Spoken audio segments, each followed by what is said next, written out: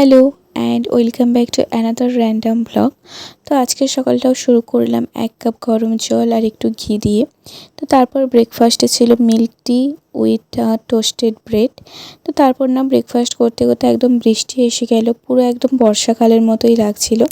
তো আজকে ভাবলাম একটা হেয়ার মাস্ক তৈরি করি, তার জন্য আমি নিয়েছিলাম 3টা মতো লাল জবা ফুল, তার সঙ্গে ছিল 5-6টা জবা পাতা, আর ছিল 3টে কারি পাতা যেটাতে আমি পুরোটা নিয়ে নিয়েছিলাম। তার সঙ্গে ছিল 1.5 স্পুন কালো জিরে, আর ছিল 2টো অ্যালোভেরা। তো তোমরা চাইলে এটাতে মেথিও অ্যাড করতে পারো। তো তারপর এগুলোকে আমি একটা ফাইন পেস্ট বানিয়ে নিয়েছি, আর তার সঙ্গে অ্যাড করেছি 1.5 স্পুন নারকেল তেল। তো এটাকে ভালো করে মিশিয়ে নিয়ে আমি ভালো করে চুলে অ্যাপ্লাই করে 30 থেকে 40 মিনিট রেখেছিলাম। তো তারপর ওই রেজাল্টটা বেশ ভালো এসেছিলো। তো তারপর স্নান টান করে একদম ঠাকুরে দিয়ে দিলাম ফুল।